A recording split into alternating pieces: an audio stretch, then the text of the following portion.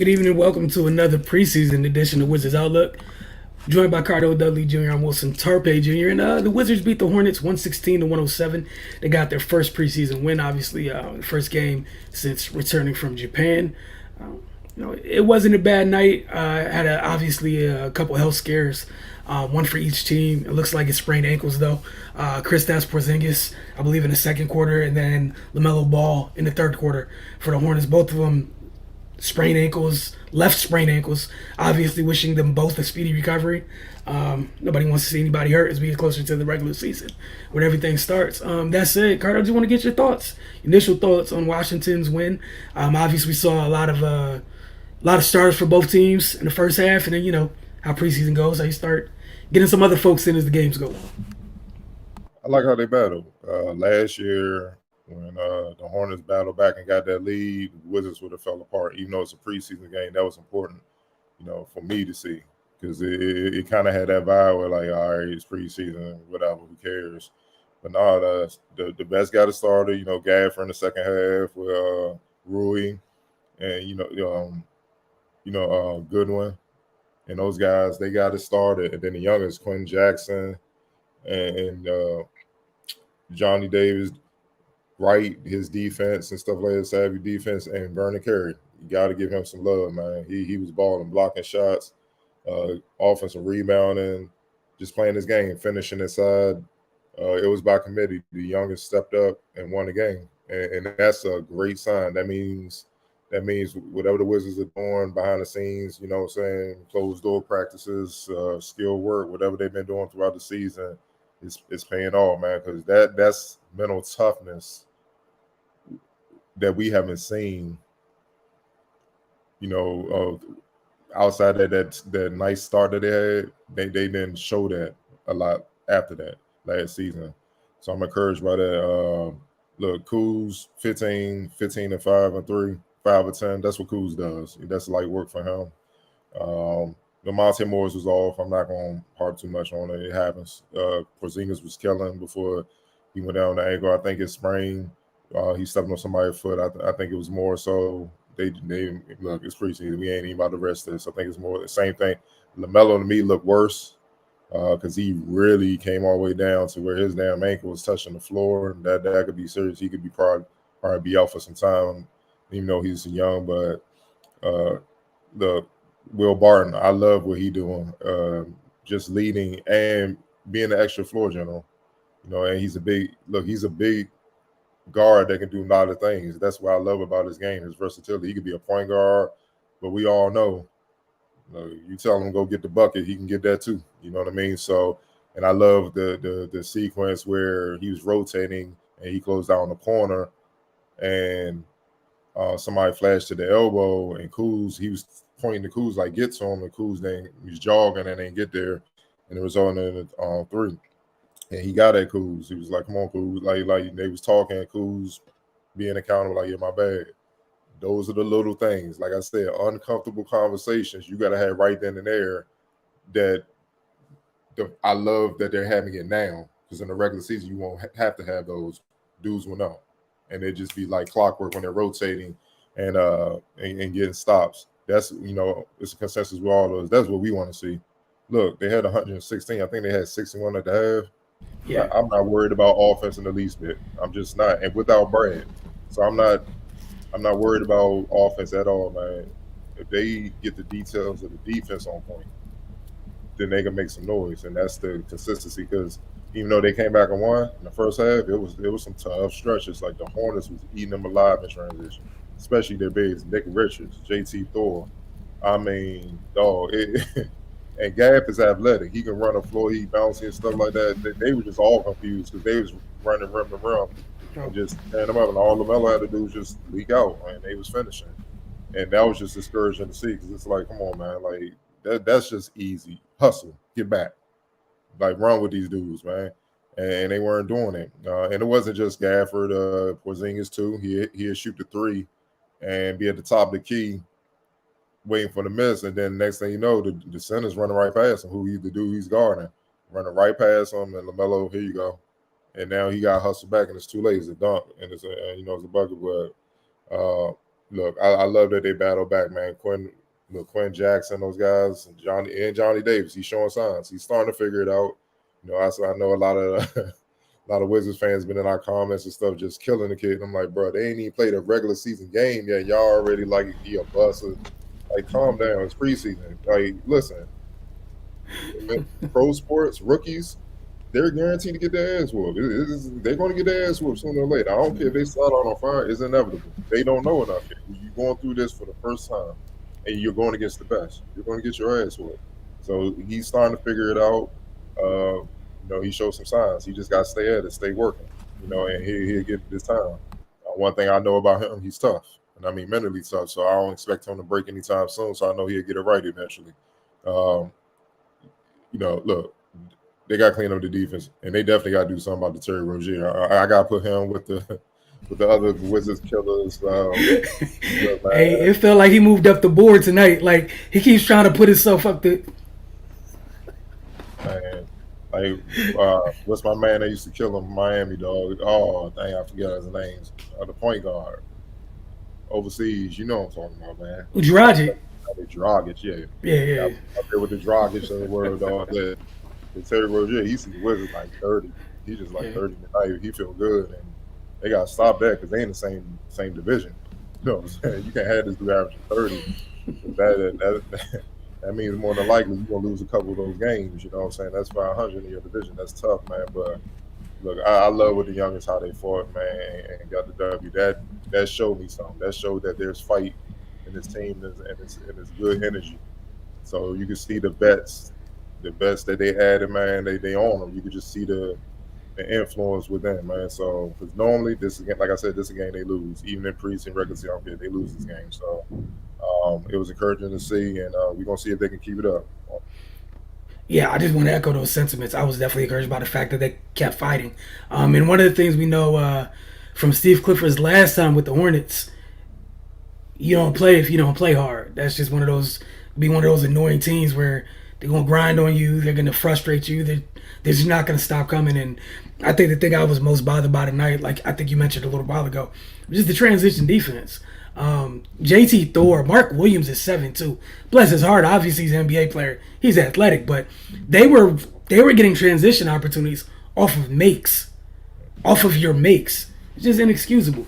And it's not like your team can't move. Like Cardell says, one of the things he says quite a bit, if you can move on one end, you should be able to move on the other. And then we saw as the game, later in the game, some other folks got in. They tightened it up a little bit, and credit to Vernon Carey. He seemed to not have as much of a problem running up and down the floor by simply choosing to run up and down the floor.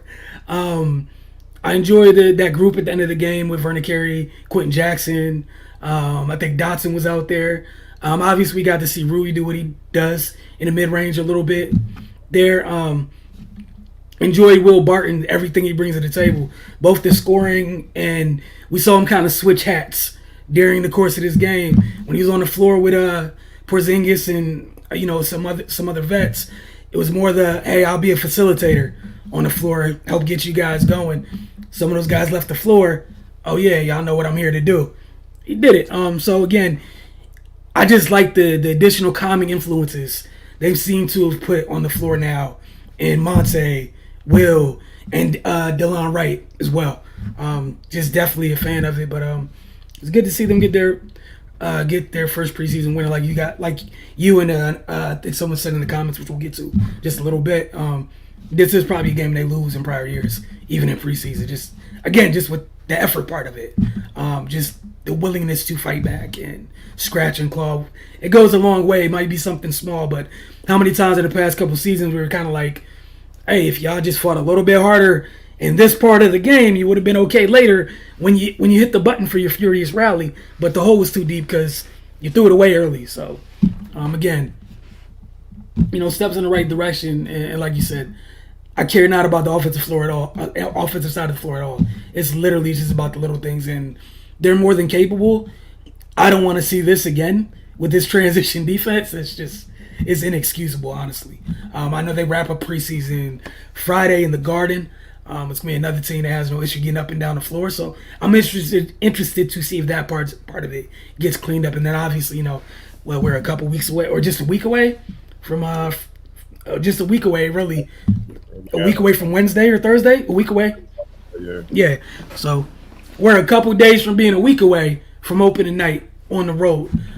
So again, you know, some positives, some negatives, but overall, definitely interested to see what you guys have to say as well. Cardell, got to ask you, as always, player of the game. Right. Uh, I'm gonna give guys some love. He was getting cooked in the first half, just being real.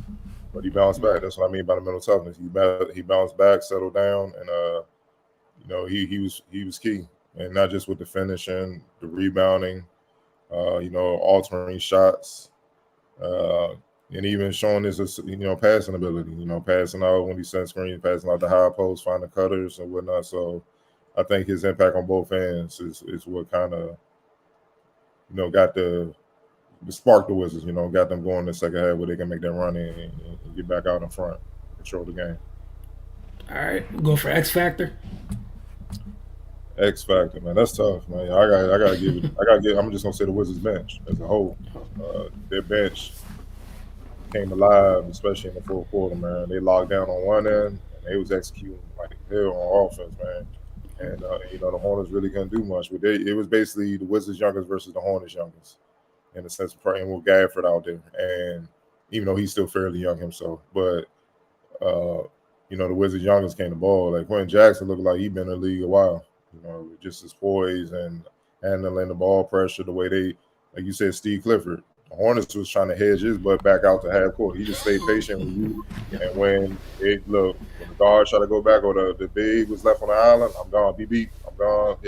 I was either getting the floater or Gafford getting it done, whichever one you on. So that ain't working. And that just shows, he's and he played with a lot of energy. He's hungry. You know what I'm saying? Good one. They keep forgetting about him. Been in the go-go for years. You know what I'm saying? Been with him last couple of years. Puts in the extra work. That's the guy first day of training camp. He putting in like an extra hour of work after practice. You know what I mean? When you keep putting in the work, you're gonna get it right, man. And he did 7 points right off the bench.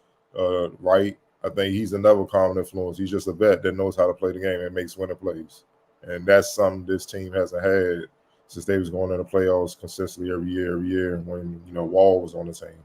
So I gotta give the whole bench that because they all brought something in to help them make their move and make them run where they got control of the game, man. Oh, and lastly, shout out to Rui, man. He been locked in on preseason, like man. Like I was expecting him to make that lead. He like, yeah, bro, I'm ready. It's gonna happen because he is consistent. He's killing. So I'm loving what I'm seeing out him, man. Y'all just need him to stay healthy and he gonna do his thing. Yeah, it was fun to watch that group, especially considering they had to battle back to take the lead. It wasn't something where they were holding on to take the lead. And like you said, I think I'm gonna keep going back to this. Those three veteran guards are huge additions, man. I can't wait to see what it looks like in the regular season, obviously, but already feel like you see their imprint on his team, and it's just been sample size is super small, man. But anytime we've seen Monte, Will, and Daylon out there, like we've yet to walk away and be like they didn't impact the game, the times they were on the court. All right, as always, you guys know how this goes. Get to some of your comments right now. Biggie Steve was going on, so he commented off the early. He was agreeing with you, Cardell, during the beginning. Last year they would have lost this game. Talking about Johnny stepped up. I think you touched on that a little bit earlier. Rui for sure, just touched on that. Yeah. That's the problem I had. Like he had that issue a lot last year. Look, Nick, no disrespect, Nick Richards shouldn't be looking like Shaq on you, dog. You know what I'm saying? Just no. Like you were a starting center last year. He was a reserve. I'm not even sure he was the second center last year. He wasn't. Well, so yeah, he could have elevated his game or whatnot, but bruh, you was a starting center. The only reason why you down there because the team has gotten deeper with free agent acquisitions. But you shouldn't be taking the shoulder from Nick Richards and falling. He would drop step dunk on you, like I said, like prime Shaq. That's just you're too athletic and stuff like that. And that's the thing. He gotta get his base stronger. Yeah, I don't know why that is, because he ends up on the floor a lot, man. And As a big man, that shouldn't be the case. It should be other players ending up on the floor. Or hell, if I'm ending up on the floor, we both gonna end up on the floor. That's just what it is. So ain't nobody getting nothing out here, man. But look, he bounced back. He showed toughness that we know he has, man. But he got to clean that up, man, because he has to win that battle with the second unit starting center. Otherwise, Kristaps Porzingis is going to play a lot of minutes, and that's not good for him with a guy with an injury history and whatnot. Or they're going to have to plug somebody else in there because once you get past Porzingis and Gaff, you don't have much size. You got Taj and you got Todd. I mean, you can cool 6'10", but he's not a center. You know what I mean? Denny's 6'10", but he's not a center. You see what I'm saying? So with Vernon Carrier, I mean, he has the bulk and size. I know he willing to bang, so you might have to roll with those three. But look, man, he got to win this matchup, or it puts more pressure on Porzingis to have to do a lot of damage on both ends. Yeah, and that's something we've been talking about the last couple seasons, just having him having to get stronger with his base. A couple times where, Hornets guards, hit the corner, and he goes up to meet him, and like you said, the wrong person's falling backwards. That's just not what anybody wants. He's all balanced. He's all balanced alive. And you notice they were attacking him in pick and roll situations. Mm-hmm. And he has bounce. Like normally dudes that are leapers, you kind of cautious, man. They no hesitation. That's a concern too. You know what I'm saying? That's what the youngest on the Hornets, man. So what you gonna do in the East with Donovan and Garland, or you know what I mean? The Tatum and Brown up in Boston, and you see what I'm saying? And James and Maxey in Philly, the Brooklyn, Lord knows the Brooklyn, because that's 6'10" Ben, and you know what I'm saying? Like that's. Think about it, they could put Ben at the 5 and you got to guard him. And if he could turn a corner on you and finish on you, you ain't gonna be in the game long. You're gonna be in foul trouble. So, like he got to really clean that up because they gonna pick on him. It's gonna be hard to keep him on the floor. And we talk about this all the time. Just no matter the position in this league right now, if it's somebody that opposing teams can pick on, they're gonna do it. Until you're taken off the floor. And sometimes that can be the difference in games and series. The minutes that somebody, and I'm not saying this Gaff, just whoever is in that situation is on the floor, it carries weight. It can change things. It can literally change things. Biggie Steve said, I think playing Golden State in Japan set the bar for us. It's possible. It's preseason. You know what I mean? They didn't have Clay. And the starters didn't play that many minutes, man. I just think it's just been a different vibe even from last year, because it's kind of like they got to refresh a little bit off season, just get away. Whereas the last couple of years, they've literally been playing basketball year round because of the pandemic and stuff. Even when they stopped the league, when they shut down the league for a while, they were still in season mode because they had to stay ready for when it started up again. So it wasn't like they had an off season where they can just chill and then get back to it. So yeah, they energized, they're ready to go. You know what I'm saying? And that's what you're seeing. They just seem refreshed. You know what I mean? And they're ready to get back to work or whatever. Especially after last year, the way it started and then it imploded and then never got better. I know they're not trying to have that happen again. So yeah. But look, obviously playing against the champs, you get to gauge yourself and whatnot. But I think it's deeper than that. They're going to see Golden State later on anyway. So I think it's more have to do with their mentality for themselves. All right, this might be the final one of the night. Who should start, Rui or Barton? I like Barton off the bench for the microwave scoring. The way Rui playing, man, he might have to get that nod. But I can see Ansel going with Will for the veteran leadership. Or it might just depend on the team. Rui's balling like, I need that spot. You can pencil in, Brad's playing, Porzingis playing, Kuz out there. 2 spots open, you know what I mean? So, or you have Will at point. That's what he's showing right now. He did it tonight. So you can put him at point, have Monte coming off the bench. You just don't know, you know what I'm saying? But the way Rui's playing, he definitely has earned it. It's just a matter of what they want to do, personnel wise, as far as game to game, man. But look, he's earned. Look, he showed he deserved to be a starter, man. He might be the most consistent player throughout the preseason. And I mean killing, even in practice, like killing. Because every time you look, lay eyes on him, he's killing. He's going to work, and you shouldn't take that lightly. At all. Gas should pay Shaq to do some off-season workouts. They definitely look like they put more focus on defense so far. Let's see how they look versus one of these contenders. We didn't go that deep. We just got to see what they look like once the season starts.